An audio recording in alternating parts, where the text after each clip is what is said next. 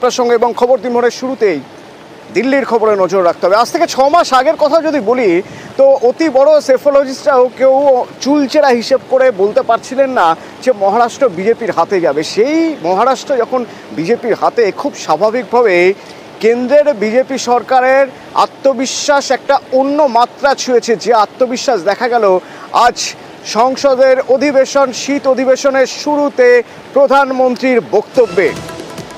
অত্যন্ত গুরুত্বপূর্ণ বক্তব্য, যেখান থেকে প্রধানমন্ত্রী নরেন্দ্র মোদী শুরুতেই সরকার কিভাবে এগোবে, কিভাবে বিল পাশ করবে তার একটা লক্ষ্য ঠিক করে দিলেন। বিরোধীদের চাপে রাখার একটা অবস্থান নিলেন, যে অবস্থান ফুটে উঠল তার বক্তব্যে। শুনুন। पार्लियामेंट में स्वस्थ चर्चा हो, ज्यादा से ज्यादा लोग चर्चा में अपना योगदान दें। दुर्भाग्य से कुछ लोगों ने अपने राजनीतिक स्वार्थ के लिए देश संसद को भी मुट्ठी भर लोगों के हुड़दंगबाजी से कंट्रोल करने का लगातार प्रयास कर रहे हैं कि जो नए सांसद होते हैं, नए विचार, नई ऊर्जा लेकर के आते हैं, और ये किसी एक दल में नहीं, सभी दल में आते हैं, उनके अधिकारों को कुछ लोग दबोच देते हैं। सदन में बोलने का उनको अवसर तक नहीं मिलता। বিরোধীরা রাজনীতি করার জন্য সংসদে আসে, নবাগত সাংসদদের বলার সুযোগ দেওয়া হয় না। কোথাও একটা চাপ তৈরি করার চেষ্টা করলেন বিরোধীদের উপর সংসদের শুরুতেই। কেন চাপ তৈরি করার সৃষ্টি করলেন? যাতে তার বিলগুলো পাশ করানো সহজ হয়ে যায়। মৈত্রী রয়েছে নয়াদিল্লি থেকে সরাসরি। মৈত্রী, তাহলে প্রথমেই একবার জানতে চাইব সরকারের লক্ষ্য কি? শীত অধিবেশন থেকে ঠিক কোন কোন বিল পাশ করাতে চাইছে? দেখো, যদি শীতকালীন অধিবেশনের কথা বলতে হয় তাহলে শীতকালীন অধিবেশনে সরকারের প্রাথমিক লক্ষ্য হচ্ছে ওয়াকফ বিল, যে বিল সরকারের তরফ থেকে বাদল অধিবেশনে পেশ করা হয়েছিল, তার জুডিশিয়াল রিপোর্ট আসার পরে সেই বিল পাশ করানো। এবং তার সঙ্গে সঙ্গে মোট 7টি বিল রয়েছে যেগুলি আগে বাদল অধিবেশনের সময় যেগুলিকে পেশ করা হয়েছিল এবং সেগুলো এবার পাশ করানো, এবং একই সঙ্গে আরো 5টি নতুন বিল পাশ করানো।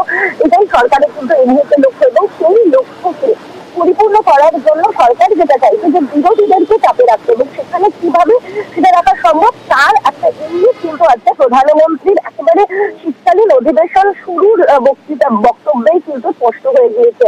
সেখানে প্রধানমন্ত্রী নরেন্দ্র মোদী বিরোধীদেরকে একেবারে প্রবল আক্রমণ সানিয়েছেন, এবং সেখানে তিনি স্পষ্ট করে বলেছেন যে বিরোধীরা তারা জনগণের আস্থা ভাঙছেন, তারা সংসদের যে কার্যকলাপ রয়েছে তারা কনস্ট্রাকটিভ আলোচনা তারা করছেন না, তারা নবাগত সাংসদদের কথা বলতে দিচ্ছেন না, আলোচনা করতে দিচ্ছেন না। মুষ্টিমেয় কিছু বিরোধীরা রয়েছেন যারা সংসদের যে অধিবেশন রয়েছে সেই অধিবেশন তারা ভেস্তে দেওয়ার চেষ্টা করছেন, কিন্তু তারা সেটা পারছেন না। গত দুটি অধিবেশনেও তারা সেটা করে উঠতে পারেনি, এবং এবারও সেটা তারা পারবেন না।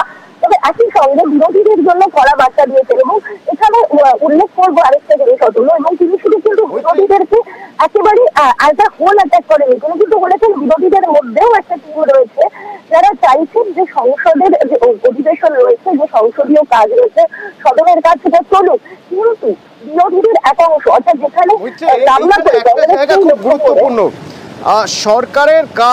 সরকারের কাজ সহজ হয়ে যায় যদি বিরোধীরা কিছুটা হলেও ঝিমিয়ে পড়ে। আমার মনে হয় না বিরোধীদের ঝিমিয়ে পড়ার কোনো জায়গা রয়েছে, তার কারণ ঝাড়খণ্ড বিরোধীদের হাতে এসেছে। খুব স্বাভাবিকভাবেই বিরোধীরা উজ্জীবিত, এবং পুরনো অস্ত্র রয়েছে বিরোধীদের হাতে। তুমি বলছিলে যে বাদল অধিবেশনের কথা, সেখানেও বাদল অধিবেশনেও বিরোধীরা সরব হয়েছিল মণিপুর ইস্যুতে।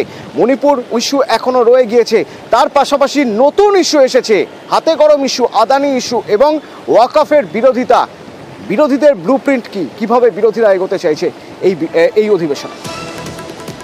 বিরোধীরা শুধুমাত্র জমি ছাড়তে নারাজ বিজেপির কথা এগিয়ে সরকারকে, এবং তার কারণ তুমিও কিছুটা উল্লেখ করলে যে ঝাড়খণ্ডের ফলাফল তাদের পক্ষে এসেছে, ফলে বিরোধীদেরও নিজেদের দিকে তাদের যে কনফিডেন্স সেটাও কিন্তু খুব একটা লড়ে যায়নি।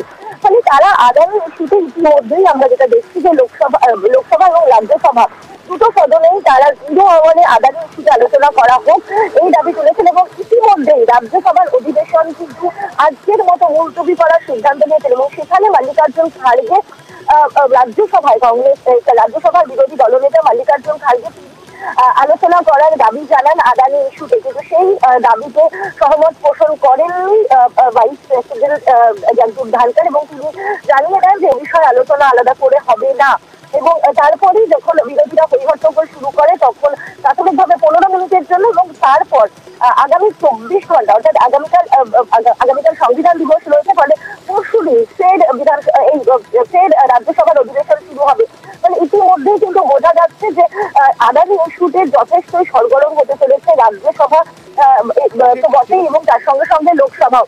আর কিছুক্ষণের মধ্যেই লোকসভারও অধিবেশন অ্যাডজার্ন ছিল 12টা পর্যন্ত, সেটাও ইতিমধ্যে সেটা শুরু হয়ে গেছে, এবং সেখানেও কিন্তু বিরোধীরা সরব হতে চলেছেন আদানি, মণিপুর এবং একই সঙ্গে যে ওয়াকফ বিল রয়েছে এবং সেখানে রেপিটি টাইম এক্সটেন্ড করা নিয়ে ইতিমধ্যেই আমরা দেখেছি অধিবেশন শুরুর আগেই বিরোধীদের তরফ থেকে তারা দেখা করেছেন এবং তারা জানিয়েছেন, তারা স্পিকারের কাছে অনুরোধ করেছেন যাতে জেপিসির যে টাইম লিমিট আছে সেটা আরেকটু বাড়ানো হোক, তার কারণ বিরোধীরা আলোচনা করার সুযোগ পাননি। ফলে এই তিনটে ইস্যু থেকে বিরোধীরা কিছু হচ্ছেন না, এবং এই তিনটে ইস্যুতেই সরকারকে বিপাকে ফেলার এবং সরকারের কি বক্তব্য সেটা জানার কিন্তু চেষ্টা চালিয়ে যাবে বিরোধীরা। আপাতত এমনটাই ব্লুপ্রিন্ট ইন্ডিয়া ব্লকের তরফ থেকে তৈরি করা হয়েছে। বলতে এই সঙ্গে থাকো কল্যাণ বন্দ্যোপাধ্যায়, তৃণমূল সাংসদ কল্যাণ বন্দ্যোপাধ্যায়ের বক্তব্য শুনবো আমরা সবাই মিলে মাননীয় স্পিকার মহাশয়ের সঙ্গে দেখা করে বলেছি যে যেভাবে তাড়াহুড়ো করা হচ্ছে, জেপিসি প্রসিডিং যেভাবে বুলডোজ করে দেওয়া হচ্ছে, এটা ঠিক পদ্ধতি নয়। আমরা এর আগে দেখেছি অনেক জেপিসি হয়েছে, 1 বছর 1.5 বছর 2 বছর চলেছে। এভাবে তো প্রেশার দিয়ে হয় না। সমস্ত রাজ্য সরকারকে শোনা হয়নি, সমস্ত স্টেক হোল্ডারদের শোনা হয়নি, আমাদের মেম্বারদের শোনা হয়নি। স্পিকার মহাশয় বলেছি যে আপনাদের ভাবনাকে আমি সম্মান জানাই, টাইম বাড়িয়ে দেবো। আরও একটি গুরুত্বপূর্ণ বিষয়, বিজেপির সাংসদরা, এই রাজ্যের সাংসদরা তারা কোন অবস্থান নেবেন, তারা এই রাজ্যের সরকারকে অর্থাৎ তৃণমূলকে বেঁধার জন্য কিভাবে সংসদে পদক্ষেপ করবেন। আমাদের কাছে যা খবর এবং এখনো পর্যন্ত যা জানা যাচ্ছে তাতে আরজিকর ইস্যুতে সরব হবেন বঙ্গ বিজেপি সাংসদরা। কিন্তু এখান থেকে আমার মৈত্রীর কাছে প্রশ্ন থাকবে, মৈত্রী, যে আরজিকর ইস্যুতে বঙ্গ বিজেপি নেতাদের মধ্যে দ্বিধা বিভক্ত মনোভাব, যে এই মুভমেন্ট কাদের মুভমেন্ট, সেই মুভমেন্টে থাকবেন কিনা। কেউ কেউ সেখানে গিয়ে গো ব্যাক স্লোগান শুনে ফিরে এসেছেন। যে আরজিকর ইস্যু নিয়ে যারা মুভমেন্ট করছিলেন তারাও এখন তাদের মুভমেন্টের জায়গা থেকে সরে এসে আলোচনা স্তরে রেখেছেন বিষয়। সুপ্রিম কোর্ট তাদের একটা নির্দেশ দিয়েছে, সেই আরজিকর ইস্যু নিয়ে সংসদে বঙ্গ বিজেপি সাংসদরা এমন কি বলতে পারেন যাতে তাদের কিছু সুবিধা হবে বা তৃণমূল চাপে পড়বে বলে মনে হয়।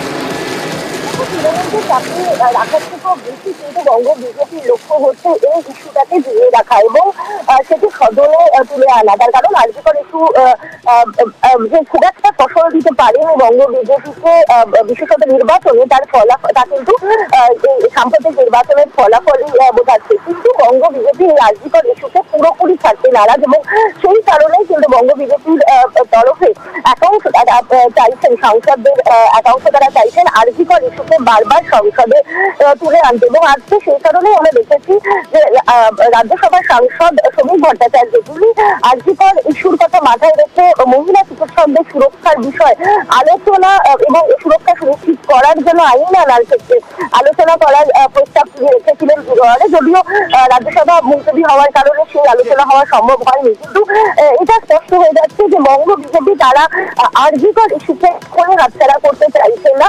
এটা যতটা না তৃণমূল কংগ্রেসকে বোঝার জন্য তো বটেই, তার সঙ্গে সঙ্গে কিন্তু বঙ্গ বিজেপির তাদেরও নিজেদের যে বলে ফ্লোটিং এর বোট সেটাকেও জারি রাখার জন্যই কিন্তু এমনটাই স্ট্র্যাটেজি বঙ্গ বিজেপির তরফ থেকে দেওয়া হয়েছে বলে আমরা জানতে পারছি। অতএব ধন্যবাদ।